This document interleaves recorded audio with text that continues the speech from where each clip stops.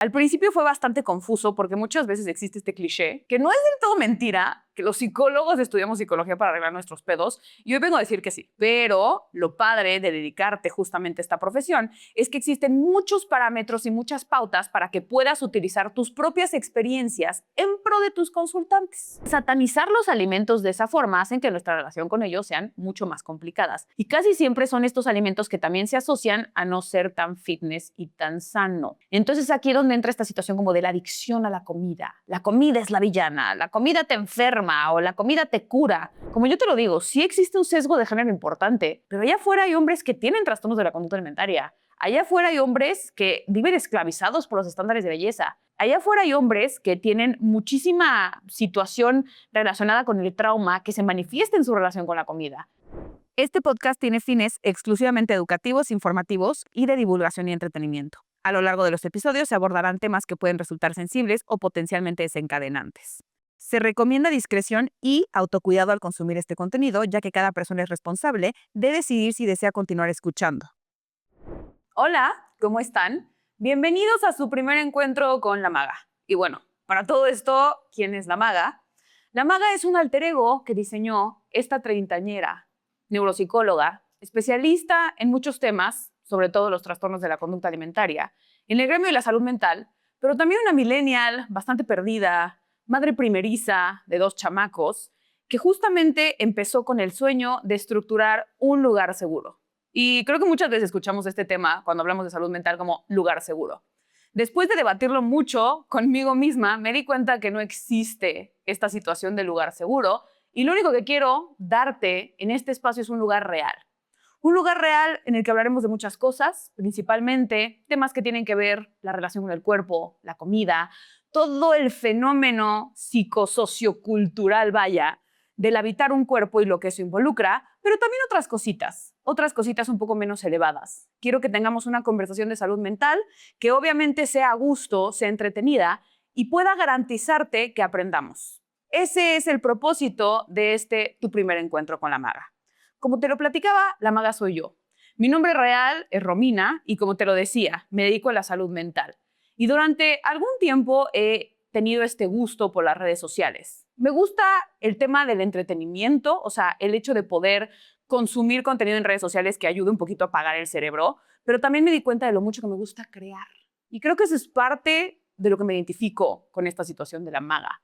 Siento que cuando creas algo, cuando generas un impacto, haces una especie de magia. Y para mí, eso es la magia.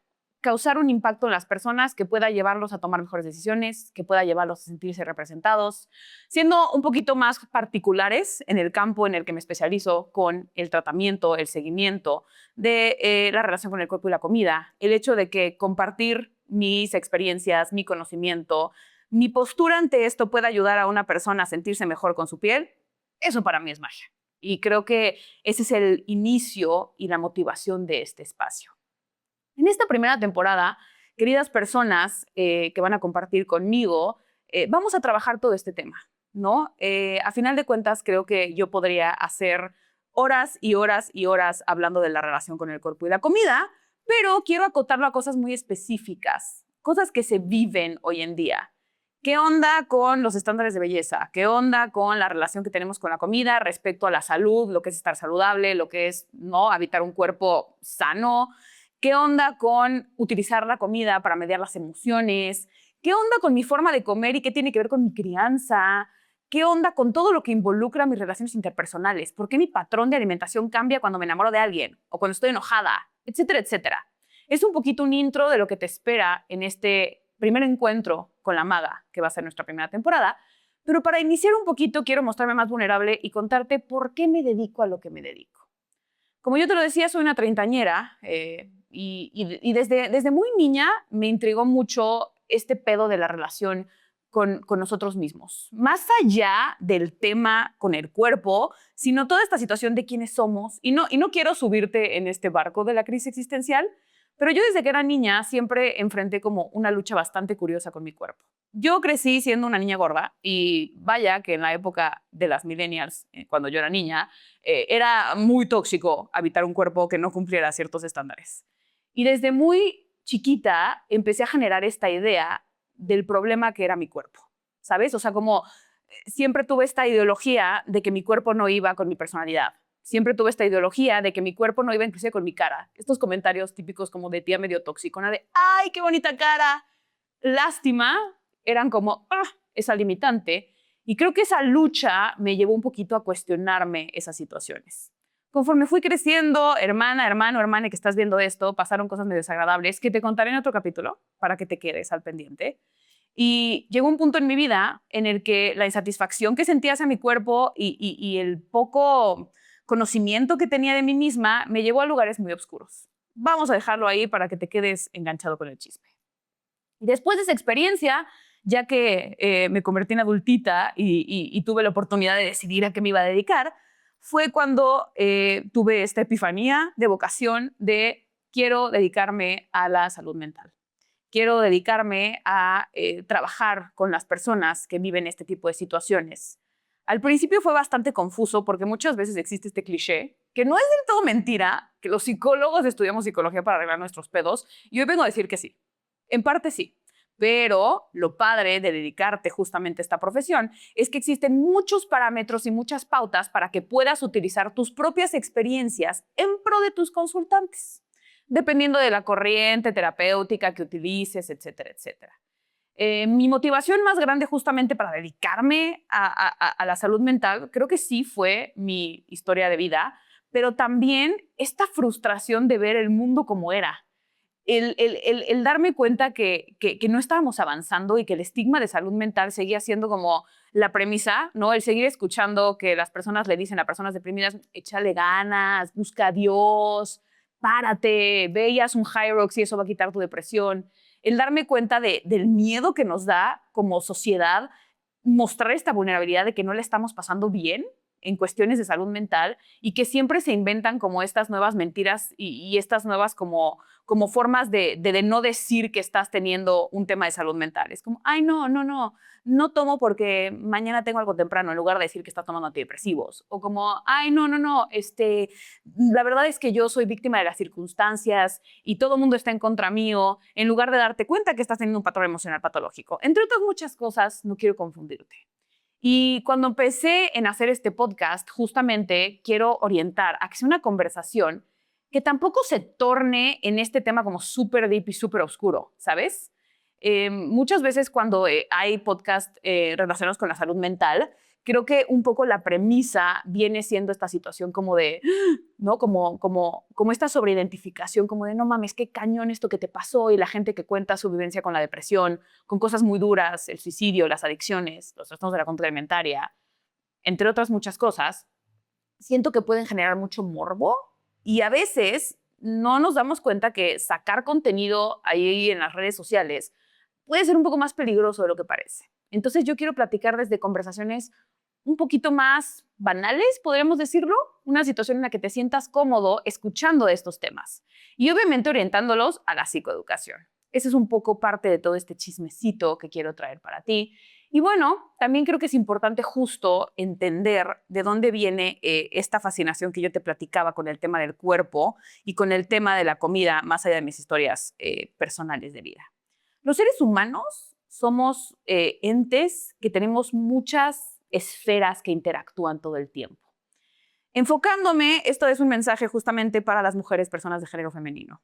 Hablando un poquito en el tema de la feminidad, el ser mujer, el ser guapa, el ser sexy y el que seas validada desde esa línea por la sociedad, entran cosas muy interesantes con tu relación con la comida. Y tú dirás, ok, entiendo que la comida es un medio para tener un cuerpo sano y un cuerpo deseado y sexy, pero va mucho más allá de eso. La relación que tenemos con la comida inicia desde que somos bebés, literalmente. Y es una situación muy interesante porque sabemos que nosotros comemos por supervivencia. O sea, la comida nos brinda la energía y nos brinda justamente pues, la gasolina con la que funcionan todos nuestros órganos. Ese es un tema que muchas veces se nos olvida, que el instinto de comer es en pro de la supervivencia. Nuestra relación con la comida va directamente conectada con una fenomenología emocional, pero también con una fenomenología social. Nosotros los seres humanos, a diferencia de los animales, somos seres gregarios. Tenemos la tendencia de hacer comunidad, de tener cierta relación con los otros seres humanos. Y eso también es parte de nuestro instinto de supervivencia. O sea, somos seres sociales por excelencia. La comida es un medio social y ahorita te lo voy a explicar. Cuando nosotros nacemos, ¿cuál es nuestro primer medio de alimentación? Nuestra madre, usualmente, en el supuesto de que fuimos alimentados por nuestra madre. Y desde ahí hay un vínculo emocional con la comida. ¿Por qué? Porque un bebé no es consciente de lo que pasa cuando su mamá le da de comer. Toda esta situación de ternura, cuidado, este vínculo. El bebé sabe que tiene hambre, llora y recibe el alimento, ¿no? Dígase lactancia, dígase fórmula. Aquí no vamos a distinguir porque nosotros somos team lactancia fracasada, entonces todas las alimentaciones para bebés son válidas. Pero bueno, regresando a este tema, se genera un vínculo emocional. Y ese vínculo emocional no lo tenemos consciente. Nuestra conciencia está en necesitamos comer para sobrevivir.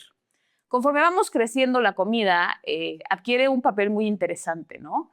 De repente nos convertimos en bebés un poco más independientes y empieza este fenómeno de la alimentación complementaria, en la que se propicia que los bebés experimenten sensorialmente con la comida. Si tú eres mamá, sabes perfectamente de lo que hablo. Los niños cuando empiezan a comer hacen todo menos comer. De repente tú te esfuerzas mucho en hacerle su zanahoria asada y hacer sus papillas y el niño toma el alimento y procede a embarrárselo, a olerlo, a tirarlo. Y toda esa interacción es parte de la relación con la comida. ¿Por qué? Porque el niño ya es consciente de que tiene hambre y ya es consciente de cómo se va sintiendo la saciedad, pero ahora que se introducen los alimentos reales fuera de la lactancia, es esta situación de ¿qué pedo? ¿Qué es esto? ¿Por qué se siente así? ¿Por qué tiene esta textura? ¿Por qué sabe así? ¡Ah, me gusta! ¡Ah, no me gusta! Etcétera, etcétera. La integración sensorial es una de las cosas más fundamentales cuando hablamos de relación con la comida. Y es algo que no tenemos conscientes. Te aseguro que tú no te acuerdas de cuál fue tu primera experiencia con el chayote hervido, o con el plátano, o con el brócoli. Eso fue totalmente autoridad de tus padres y ahí entra uno de los aspectos también importantes que quiero traer.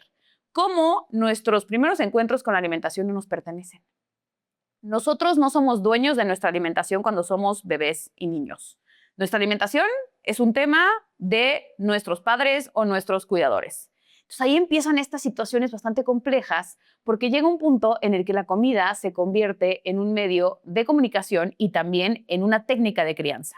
Y aquí viene el tipiquísimo, no te paras hasta que te lo comes. Yo creo que no hay persona que yo no haya escuchado que cuando era niño o niña, sus papás en algún punto le dijeron como, no te paras hasta que te acabes tu plato de picadillo con arroz y verduras. Y a ver, nuestros padres en ese momento no lo estaban haciendo con la intención de joder nuestra relación con la comida. Lo estaban haciendo porque justamente querían que nos alimentáramos lo más nutritivo y lo más variado posible. Pero ahí es donde empieza justamente esta disyuntiva en la que tú te das cuenta que la comida es más que comida. Que la comida es, ¿te acabaste las verduras? Viene el postre que es un premio.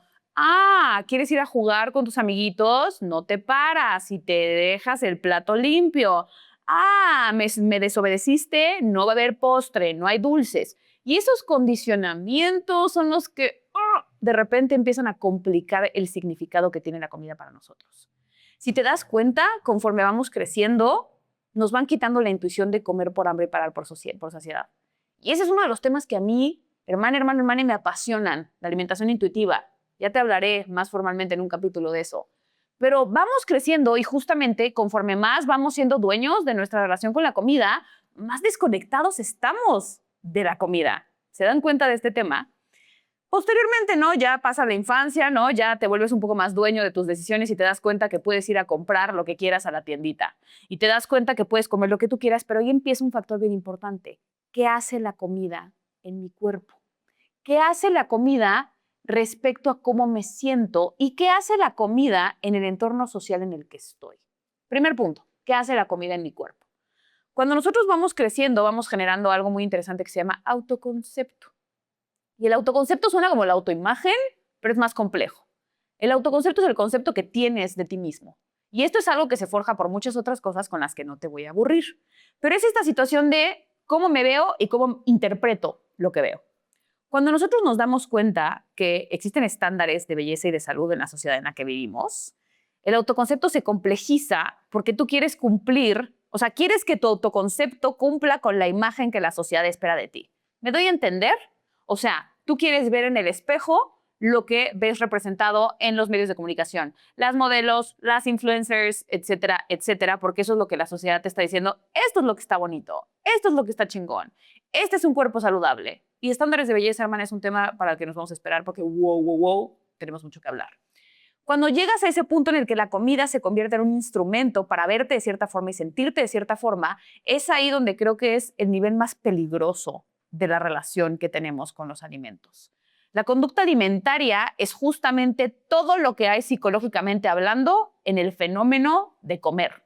Olvídate de la cuestión nutricional, olvídate de los macros. Conducta alimentaria habla de todo lo que implica el comer. Y el principal es la situación de yo como para verme de cierta forma. Yo como con base en el cuerpo que quiero tener o como con base en el cuerpo que tengo. Y ahí es donde entran estas situaciones bien complicadas.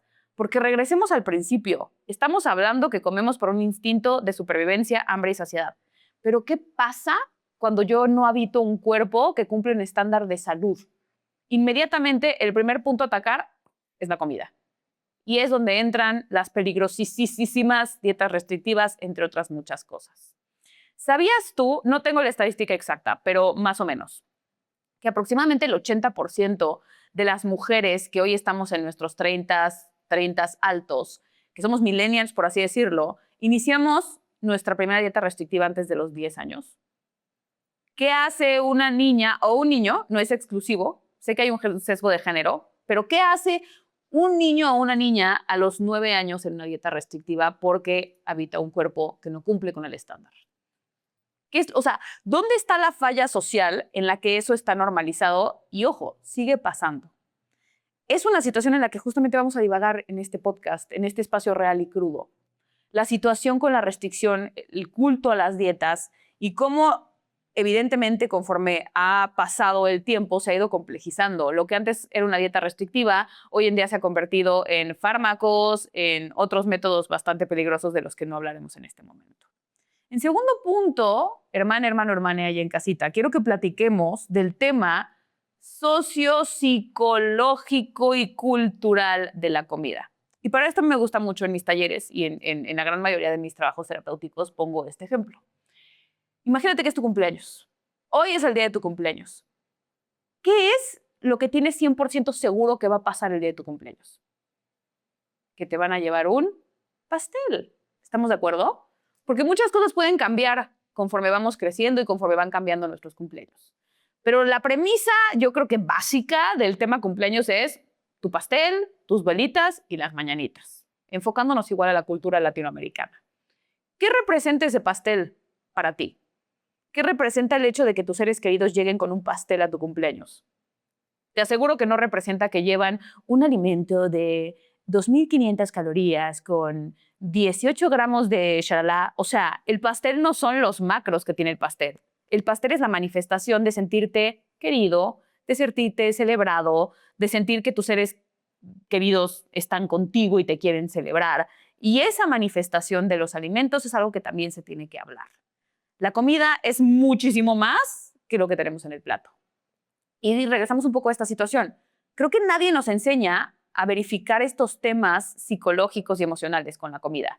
Creo que nadie te ha dado la pausa de decir, piensa en lo que significa ese pastel de cumpleaños fuera de los macros y la cuestión nutrimental, calorías, etcétera, etcétera.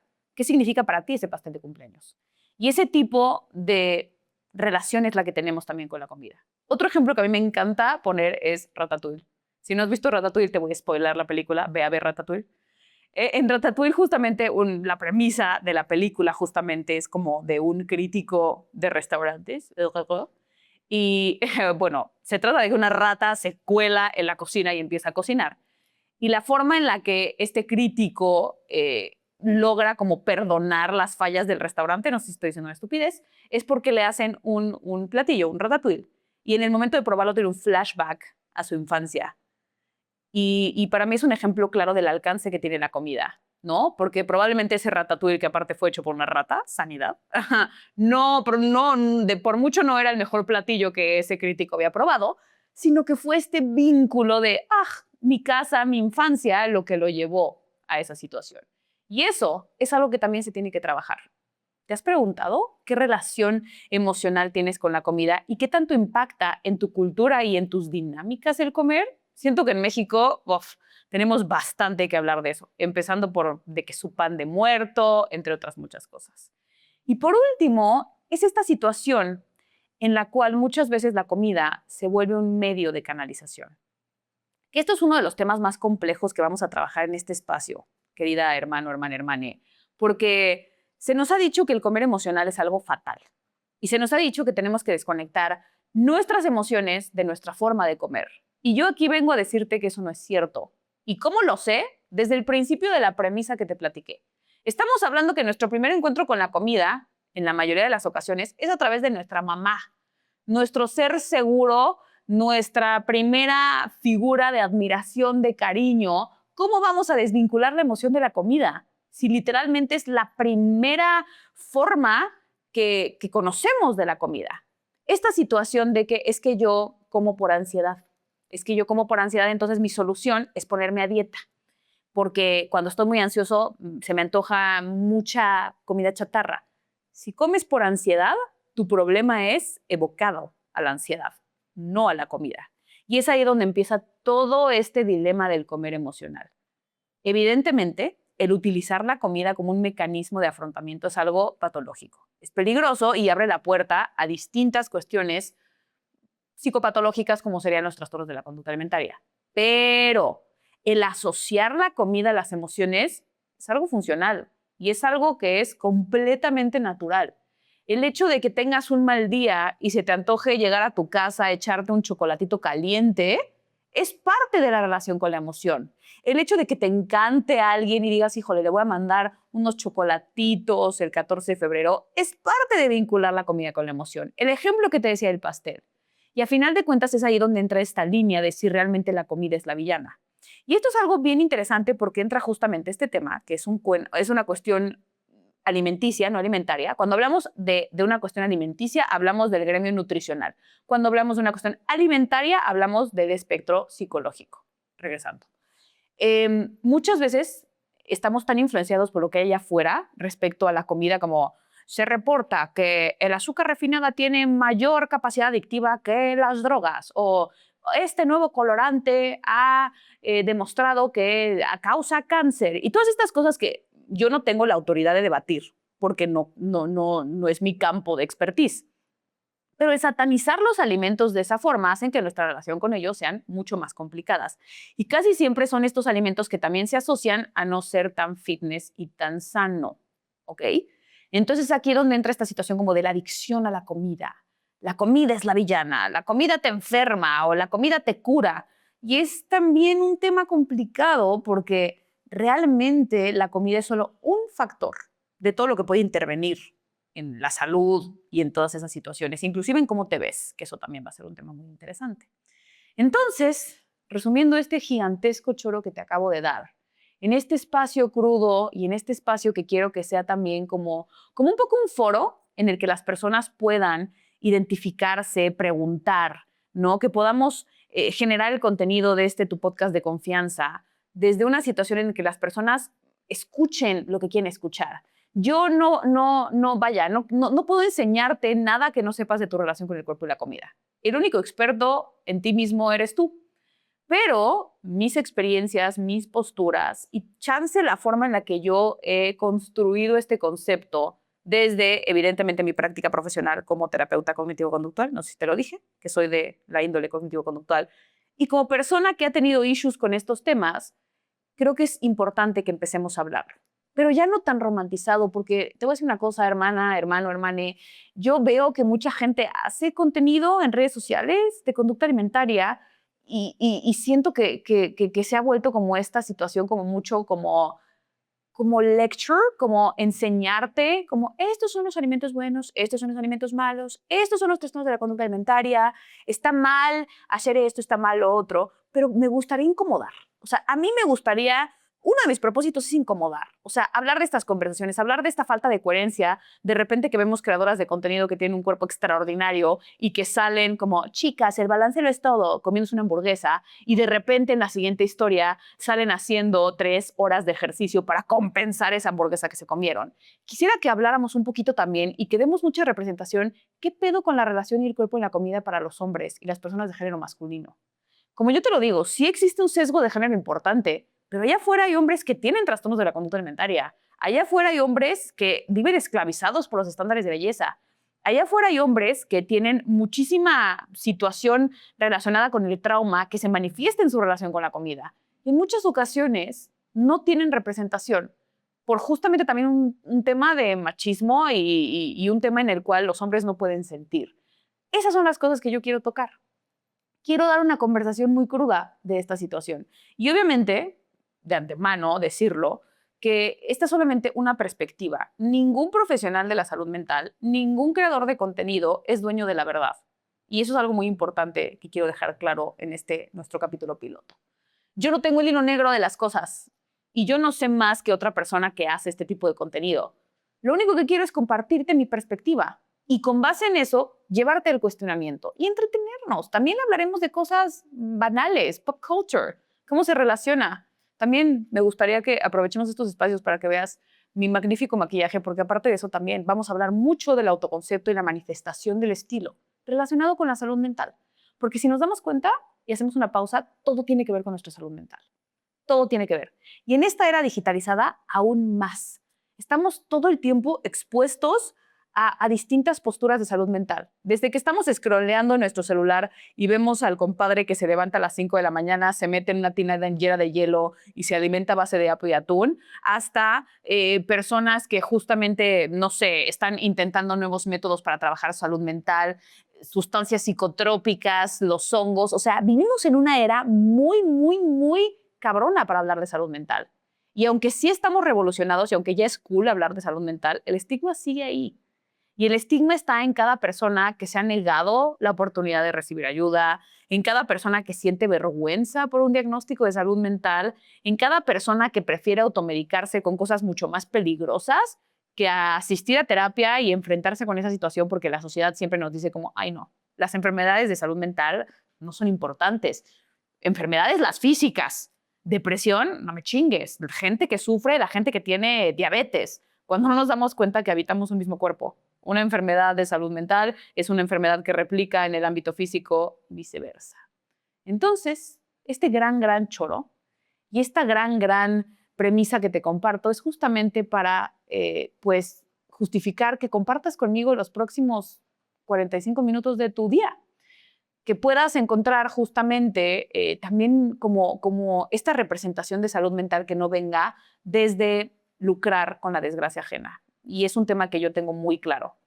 ¿Vamos a tener invitados en tu podcast de confianza? Por supuesto que sí, pero no quiero ir a ese tono en el que las historias de salud mental que se compartan en este recinto mágico sagrado incentiven al morbo. Creo que evidentemente el hecho de que las personas expongan sus historias de salud mental es algo increíble y que haya testimonios de resiliencia, de éxito, es algo padrísimo, pero yo no quiero irme de ese lado. Quiero justamente poder traer invitados, ¿no? Gente real. Aquí digo, ojalá algún día tengamos grandes famosos sentados con nosotros. Gente, creadores de contenido que he visto que van de la misma línea, ¿no? Tener como discusiones desde esta premisa. Y bueno, concluyendo con todo este preview que te di de lo que será tu encuentro con la maga, me gustaría que podamos seguir teniendo contacto, que si te gusta lo que estás escuchando, tienes dudas, sugerencias, cuestionamientos, me lo dejes aquí en comentarios, te suscribas para que estés al pendiente de todos los videitos que vamos a subir. Y bueno, también que nos veamos en mis otras redes sociales, en Instagram, @unamaga57 y en TikTok, el mismo, @unamaga57. Y pues bueno, agradecerte el honor de que te des el tiempo de escucharme y justamente invitarte a que seas parte de este espacio crudo, incómodo, pero un espacio que te aseguro te va a ayudar a que conectes con tu magia. Nos vemos en el que sigue.